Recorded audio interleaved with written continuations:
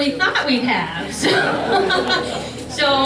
thank you all for squeezing in. We knew Edith was a popular lady, but this is really fabulous. So thank you all for coming. For those of you who don't know, my name is Monique Shore. I work here at the Public Library, and I head up our digital archive project, the Poweshiek History Preservation Project, that is a collaboration between the Public Library and the college libraries. And a couple months ago, Dan here, Dan Kaiser, who's a retired Grinnell College professor, he, in his retirement, decided to become a Grinnell history buff. So he had been doing some research on the Renfrow family. The Renfrows were in Grinnell in the early 1900s, and Edith is the fifth of 6 children who was raised here in Grinnell. And he discovered, well, I guess it was known by folks at the college, that she was still alive and well in Chicago. Well, in the midst of his research, he found that we really had very few pictures of the family. And they were a pretty notable family. So he had the brainstorm to say, I wonder if we could connect with the college alumni office and see if we could take the History Project scanning equipment down over to Chicago to scan some of her pictures. So that all worked out, and we had a wonderful gentleman from the college who went and visited with Edith and Alice and scanned about 20 pictures. And when he came back, he said, oh, by the way, Edith is planning to come to Grinnell next month. So we thought, well, really, maybe we could set something up. So that is how this visit came about. We're very, very excited. Obviously, you all are very excited. I did want to note, I'm very glad to have the high school class here. I know those were hot seats and it was hard to reserve those, but I want you to note for you high school students, next time you walk by the Hall of Fame wall, by the auditorium, there's one of Edith's sister, Helen Renfrow, is on that Hall of Fame wall. So this is a pretty significant family in Grinnell's history. Edith herself was the first African-American female to graduate from the college and is just a remarkable woman in her own right. So let's give a warm welcome to Edith.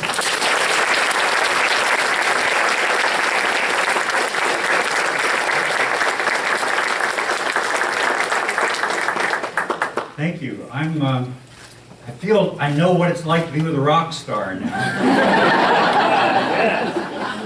I told Edith when I saw her out there, she's dressed up so fine and so on, I felt like going home and putting on a tuxedo. But I don't think you're going to be looking in my direction anyway. I want you to know how pleased we are that you are here, and I want to thank Carla Selby, I think one of the first originators of the idea for having this meeting, and Monique, who's done a ton of work getting the advertising out, organizing it. It's been just terrific. And the Drake Library that Marilyn Kennett directs and so on has been so receptive to all this. We're so appreciative of it all. Now let me just lay out what we're planning to do quickly, and then I'm going to ask a few questions. But the idea is that you also may have questions. Now look around you, we're not going to be able to answer everyone's questions. But some of you, many of you perhaps, have gotten a little green slip that was passed out when you were entering. If you have a question, you're going to be able to write it down.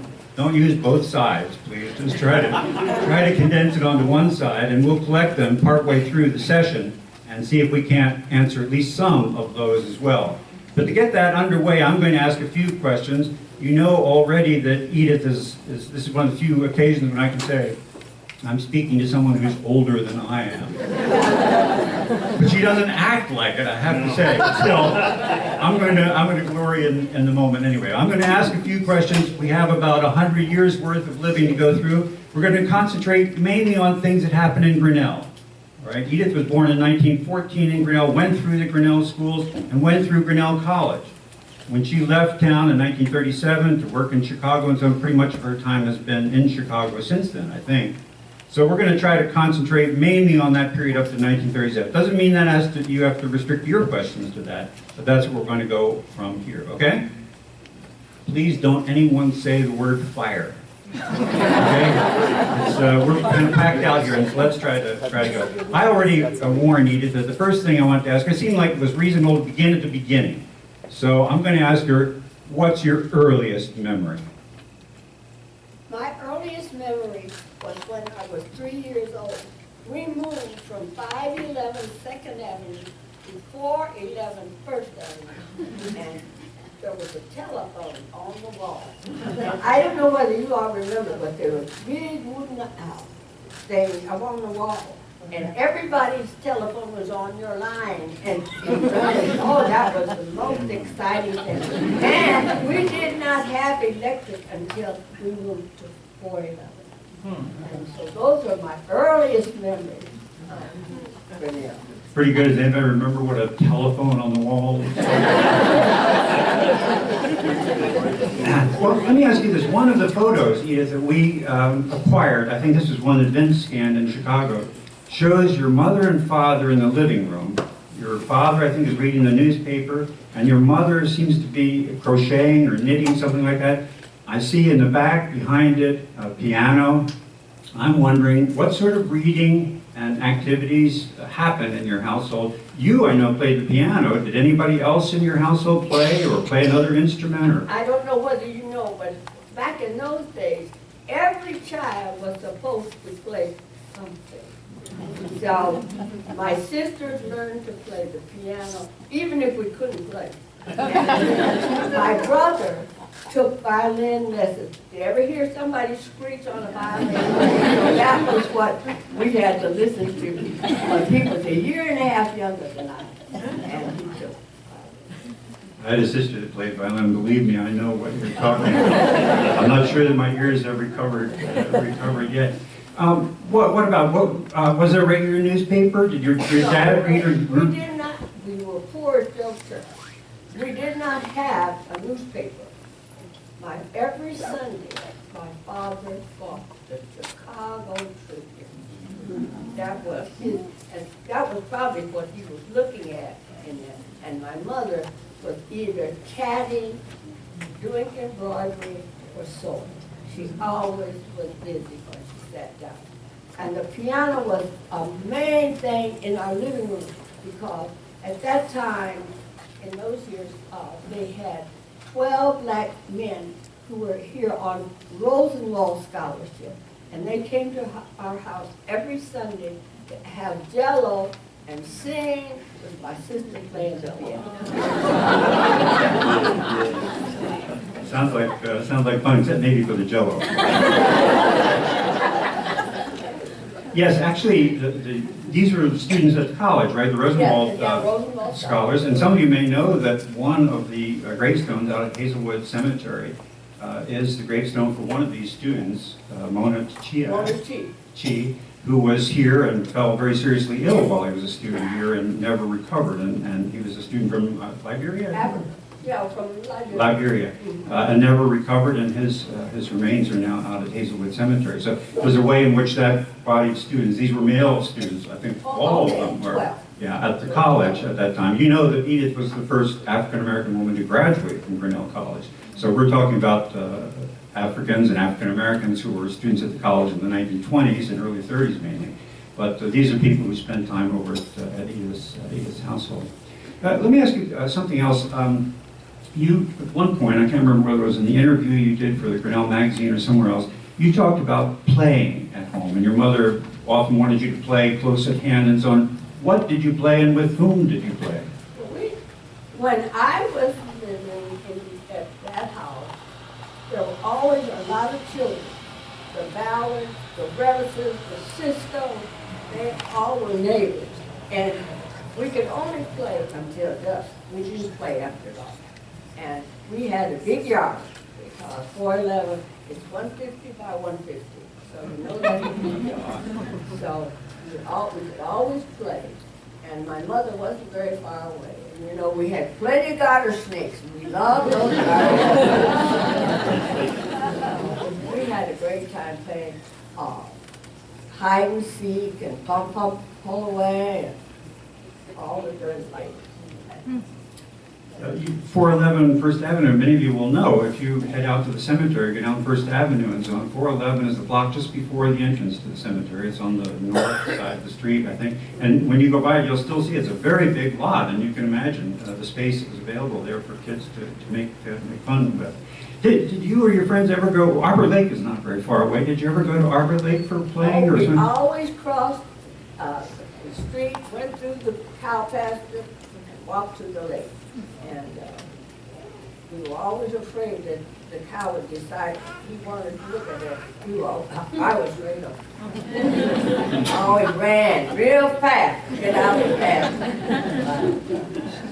We went to, all during the summer, we went to the lake. Fun to think about the cows in that part of town.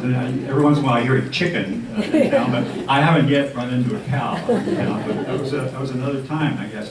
So when you started school, you were the fifth, so your brothers and your older brother and older sisters and so on had already started school. Am I right to say that you started at Davis? Is that the right school? Mm-hmm. And do you have any recollections of Davis, either of teachers or special friends that you had at Davis? When I went to school, I had to go to the yard of the former mayor of Grinnell, Godfrey, Mr. Godfrey. And his daughter was a good friend of mine. Her name was Hilda.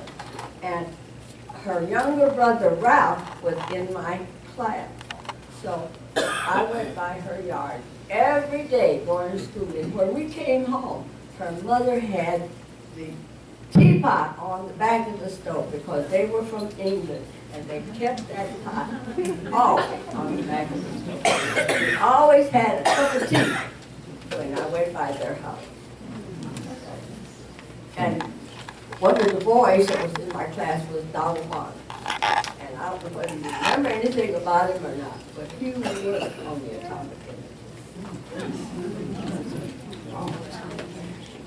One of the pictures that I ran across, and I think your daughter helped me identify the picture of your older sister Alice when she was in school. And I think this was at South School before Davis was built. And in that picture, Alice is the only African American in that group. And I wondered, I haven't seen any other pictures of the classes from other members of your family and so on, but am I right to think that you were the only African American in your class? Oh yeah. You know, there weren't that many of us, black people who lived in Grinnell. And the other family was the Tibbs family, but they were much, much younger than I. So consequently, no one else was in the school. And even when they went, they were only person in their classes.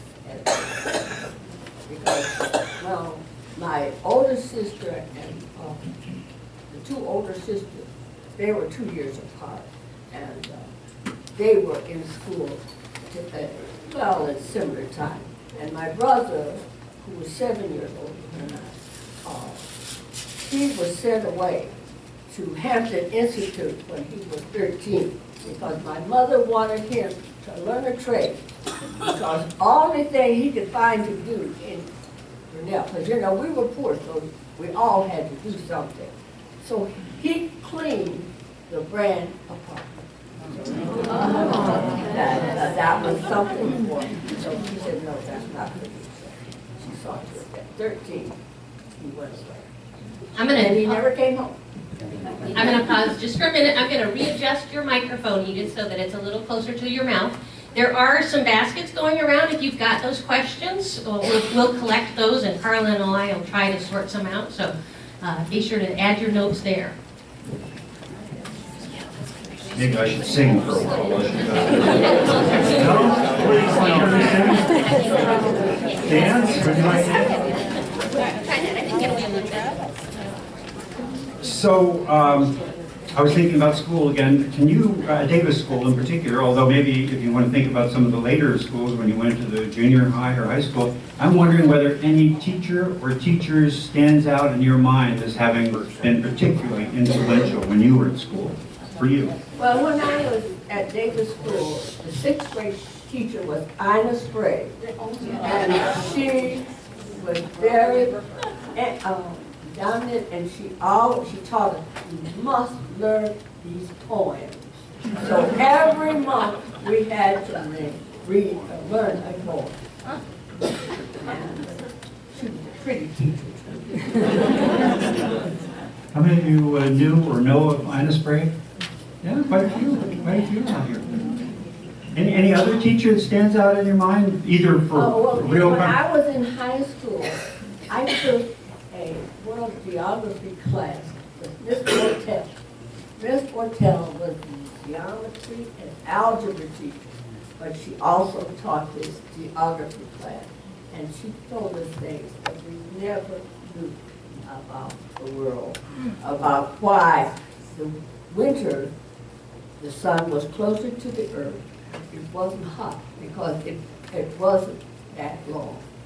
This time up was short. So I think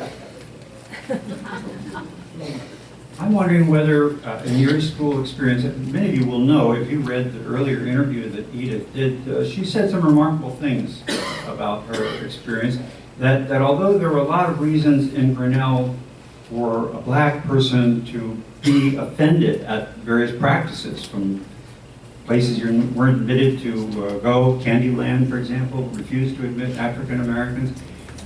But Edith is quite remarkable, it seems to me, in saying that she had decided that she wasn't going to pay attention to those things. Her mother, I remember this, I think I have this right, but she can correct me, her mother said what's important about people is what's on the inside and not what's on the outside, not skin color. I think that's pretty remarkable, but as I read it, and this is the question I want to ask you about, were you ever tempted to think otherwise? That is to say, somebody said something to you or did something to you and you said, well, you know, I don't think I want to overlook this. I think this is really wrong. one of the things is my mother always taught us that when people said ugly things, that was unimportant. Those things wouldn't hurt you. She said, what you say can snakes and stones. They hurt my bones, but what you say can hurt. And she emphasized that. And she always taught us, there's no one, they may be richer, they may be more beautiful, they may have more clothes, but you are unique. You are unique. So never forget.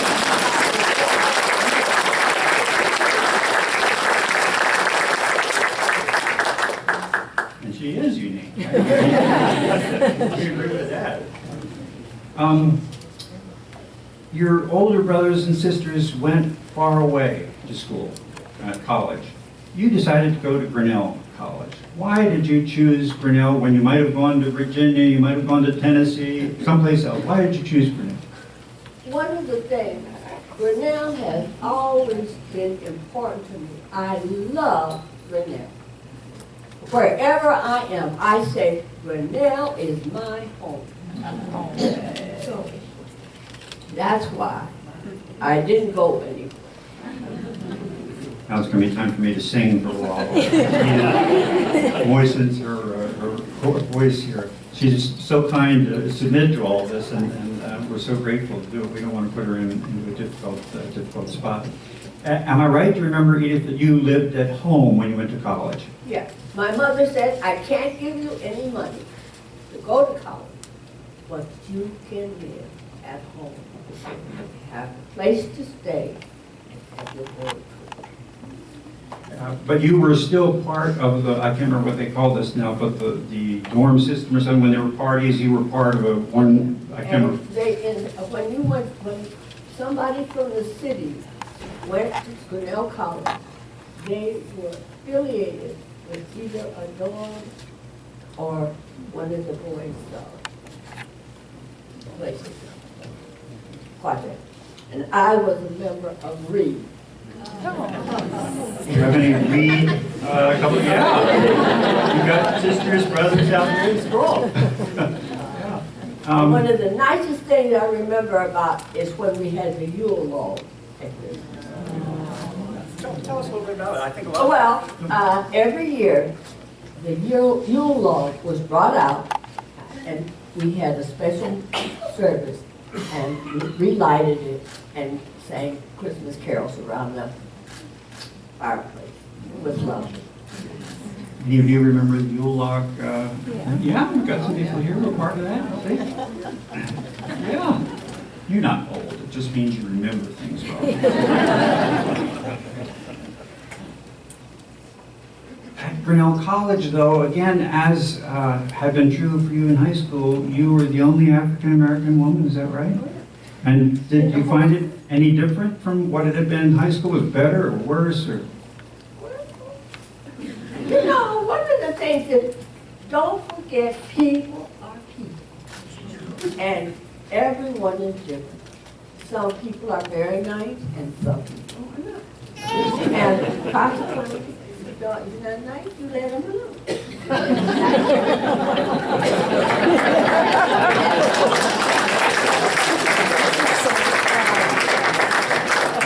I'm going to assume you're all the nice people. I'm just going to say that, whether it's true or not. We'll go ahead with that assumption. I want to go back to your family for a minute, your brothers and sisters.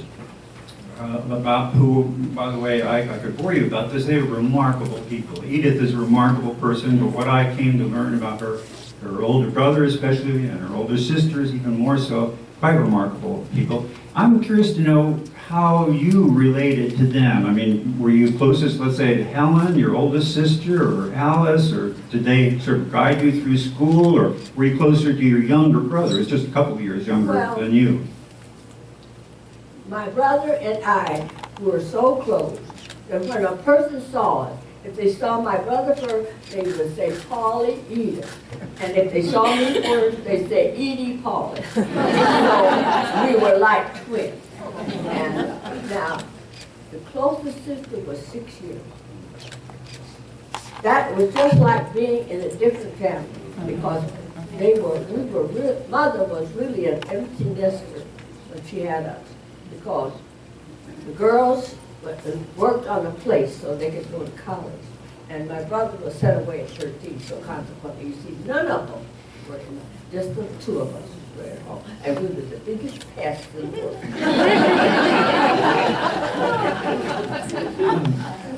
My mother said, if you two don't grow up, I'm going to go to the nut house. How many mothers said that? I suspect so. I heard you saying yesterday, we were looking at some more photos yesterday, that Edith and her daughter, Alice Francis, who was here somewhere, I don't see where she is right now, but anyway, they went through still more photos yesterday, and a number of them were of young Edith, all with different hairdos. And we remarked on the hairdos, and Edith said, well, my brother Paul always did my hair. Yeah, that's true. He liked to do it, and he always did her hair. And when you see these pictures, Monique will probably post these before too long, but I mean, you wouldn't believe all the different, really gorgeous hairstyles and so on. And Paul He just liked to do it. And he was very adept.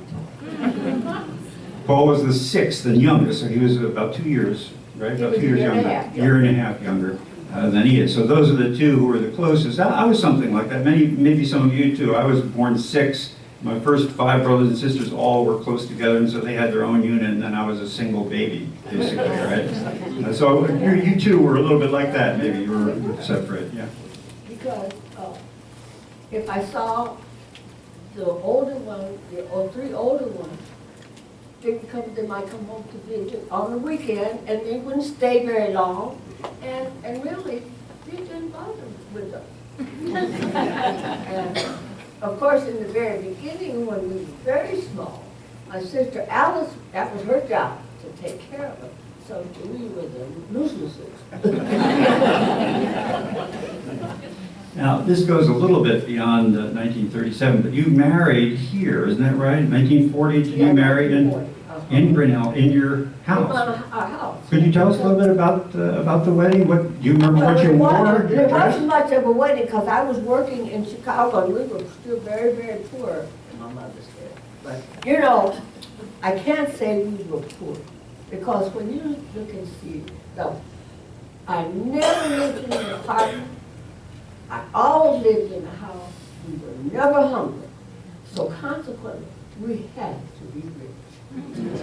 And my mother said, well, you come home and get married. So I did what we did. Got married in the living room of a house where, and if you see the picture of my mother and father's seat, that's where we got married. Do you remember the dress that you were wearing? Oh, I do. I got married in my first silk dress. And it was a silk print. Oh, I thought it was this gorgeous.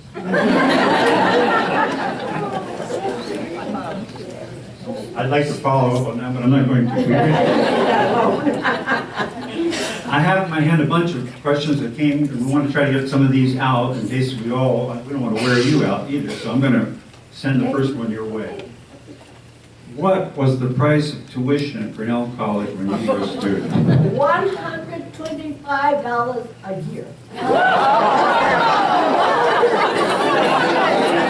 I paid for part of it by working for an education professor. His name was Whitler. And it was so cold the first winter that they said, oh, you can't walk, because I walked from the 411 to the college. They said, you can't, you have to stay with us at night. So I did for about 3 nights. Sounds inexpensive. Okay, here's another one also having to do with the college. How aware were you when you were a student of the impact of you graduating, being the first African-American woman to graduate from Grinnell? No idea. Because, when you're growing up, you don't think about anybody else. You say, I'm going and I'm getting through. So you're very into me, myself, and I.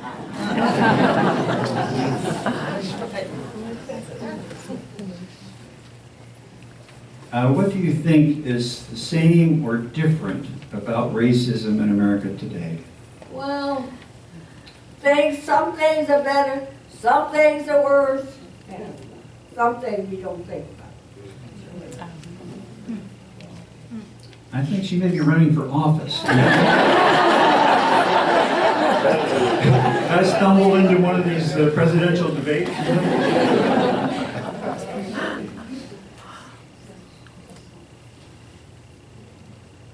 Well, I guess this is a comment. Let me just read it to you. Maybe this will stimulate a remark on your part. But the writer says, my mother, Leona McConnell Johnston, graduated with your sister in 1924.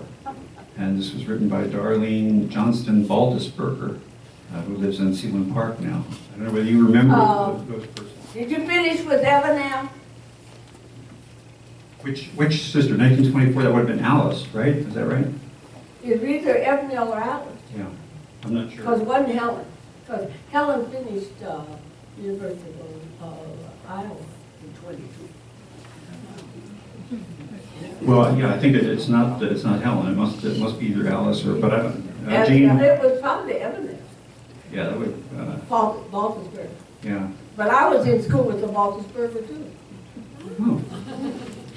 Family. Because they lived in the country.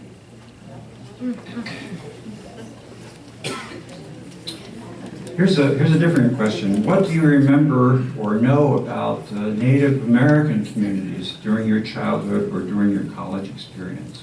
The only thing we knew was about the reservations up in Taylor. That was the only. Meskwaki, yeah. Here's a tough one. What is your proudest achievement? Stay alive.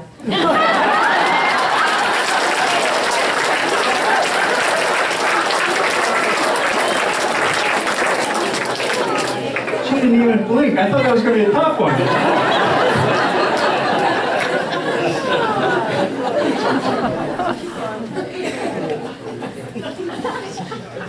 What were some of the difficulties of growing up in a white-dominated town? Well, who knew? One of the things is, when you had a strong mother like I had, who didn't let anything, she was indomitable. Nothing stopped her. And she wouldn't let anything stop us. And she said, do what you have to do, always.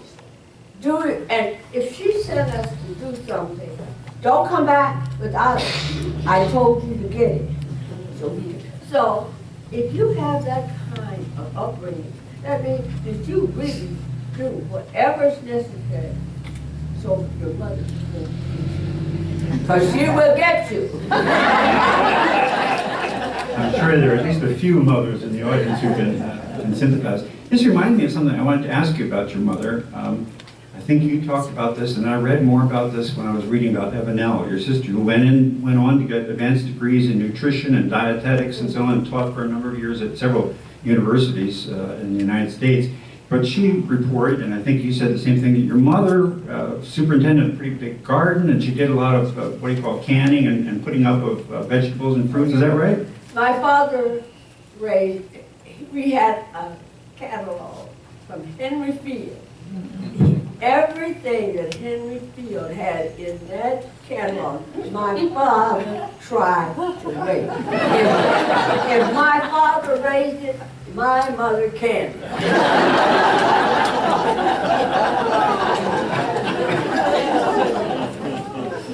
So you know that our cellar was always full.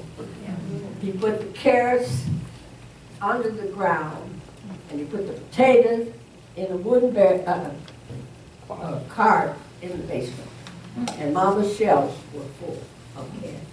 And in the summer, she put the eggs down in what they called water glass.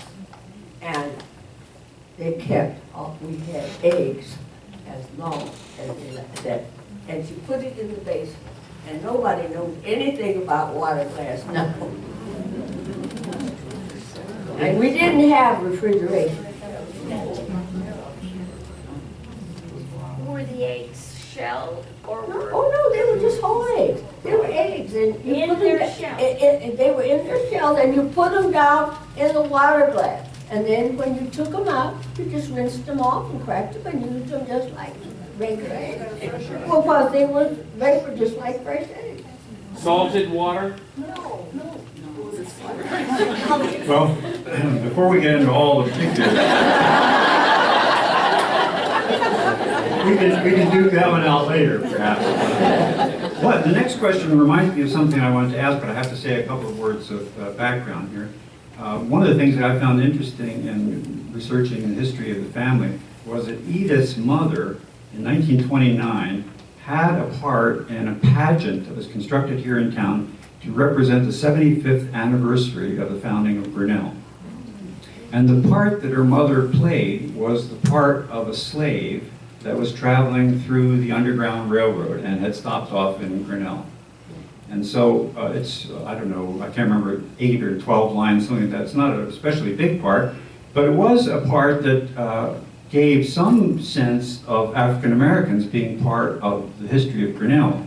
Although, if you read it carefully, at least this is what I thought when I read it, the last line, the woman who's being escorted out to be shepherded forward along the Underground Railroad, said something to the effect, well, you're so good to us, and that was her departing line. I wondered as I read this, and this is the question I'm going to ask you, whether you remember this pageant or not, and whether your mother had any reflections about the part that she was playing in this pageant. I don't have any reflections, but that was one of the most exciting things for us to see our mother walk across that stage. And the stage was in what is now the 7th and 8th grade building that's what they're going to tear down. And my father worked at the Underground Railroad, which was in the Monroe Hotel, which is no more, but it was at 4th Avenue. Right. Yes, many of you know, it was right across from the depot. And that's a senior development. I mean, they have senior apartments. But that was where they had the Underground Railroad. You may know this already. Edith referred to this earlier, but her dad was a cook. He was a chef for a long time at the Monroe Hotel. I think other places too, probably, but certainly at the Monroe Hotel, which may explain some of his interest in foods we were talking about. She said he planted all these different things in part to try them out, I'm sure for recipes and so on, but that explains at least part of the interest. Do you have a favorite memory of 411 First Avenue? Well, my mother was a great one for going out on the west part of 411 and lying on the grass to take a nap at night because it was so hot in the house. And so This particular night, she went out and a garter snake crawled across her arm. She said, no more sleeping.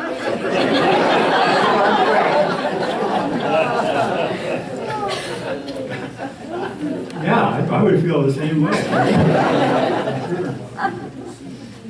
One of the things that I think would interest people here, and I want to give you a chance to talk about this, is what you, I mean, here you are 101 years later, what would you say makes a life well lived?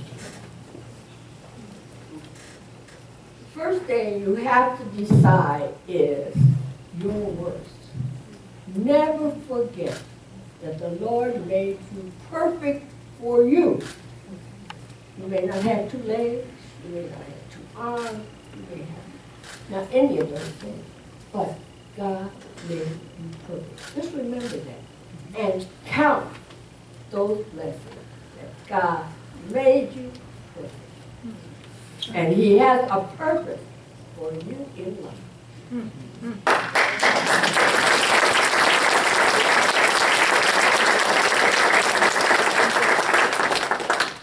I think I know why this lady's lived a long time. Quite remarkable. We, many of you, of course, have been standing a long time. I'm not sure what I could keep you here all afternoon with questions I want to do, but I think it would be unfair to our guest and unfair to all of you, particularly who are standing all this time. You've been so kind about it. Have I collected all of if there are more, I'll do more, but otherwise I think I should read more. Did anyone call out for dinner? Okay, here's one. What's the coolest thing you've ever seen?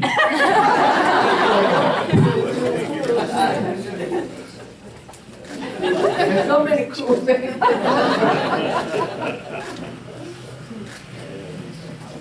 When I see one of these people spend so much time and money on an animal, and I see that little child walk down the street and doesn't have any shoes, and they don't even see each other.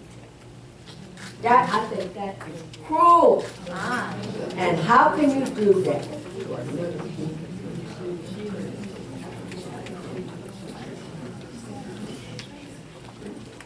This will respond perhaps to a lot of your interests here. The question is, what health measures did you follow to reach 101? Well, I know you didn't have a mother that made you eat oatmeal every morning, and if she didn't have oatmeal, she had cornmeal mush.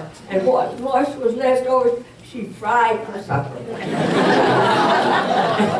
Let's hear it for mush.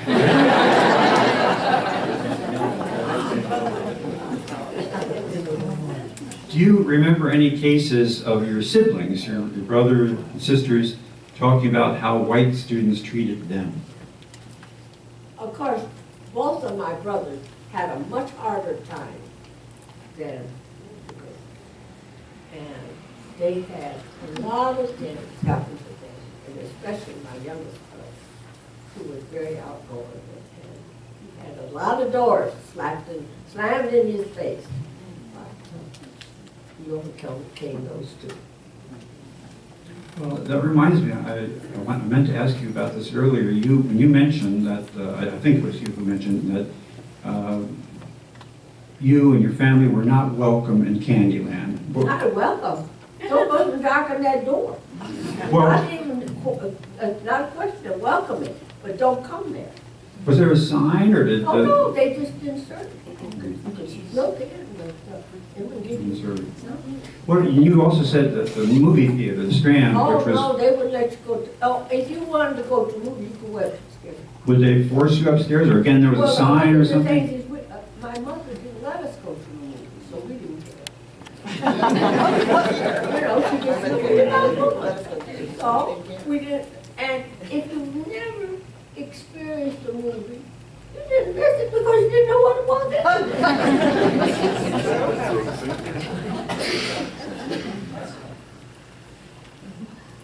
I think. But we didn't speak to those people either.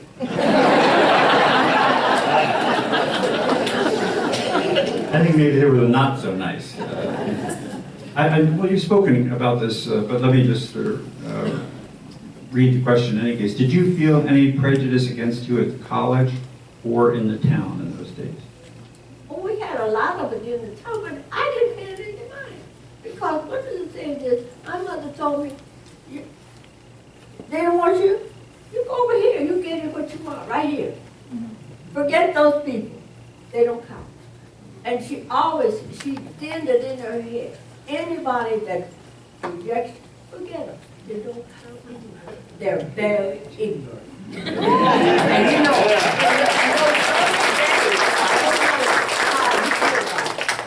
you know, when I was young, because said you were ignorant, whew, that was terrible. Never be ignorant, you're supposed to know something. We've gotten past that. It's, this is a related question. This reflects perhaps an interest of many people in the group today, but what were the barriers to being African American at Grinnell College, and how were the things the same or different when you moved to Chicago? Well, I didn't find anything at Grinnell College that I wanted to do it. And one of the things is those girls at the Reed, they were all so nice, and they always begged, oh, come and do this, and come and do that. So consequently, I just didn't feel it. Someone else might have done it, but to me, if it was something, I ignored it. I ignored a lot of stuff. That's another secret to a long life. My daughter used to say, what did you do? I said, I don't know what happened. It had gone over my head, whatever. Because I think sometimes we internalize a lot of things that are not important.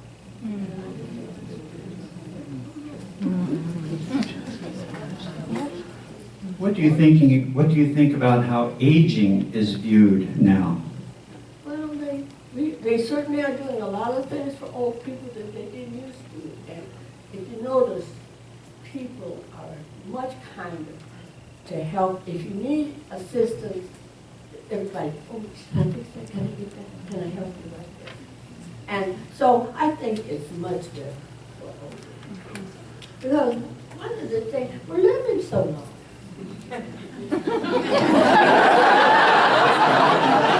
Well, some people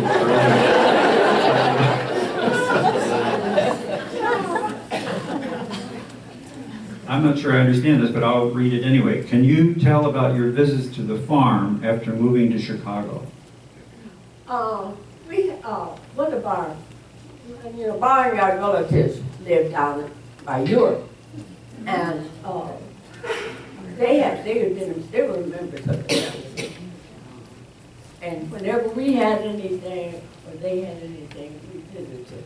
And so when we moved to Chicago, this couple lived on the farm. They had their children. So my husband loved the farm, so he saw to it that we came out to visit. And those visits to the farm were so lovely because Alma was such a good cook, and she plucked half a pound of butter, and mashed potatoes. And she saw to it that I always could have a quart of heavy cream to take back home. So, we just loved so much when they were no longer on the farm. You got that right. Butter, heavy cream, and 101. So remember, you will eat anything you want. Just don't be a pig.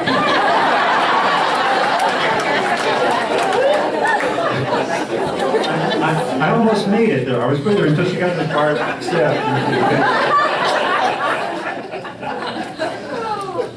Well, I think, if you'll agree with me, I think we've gotten very good help from our guest today. She's been absolutely a delight.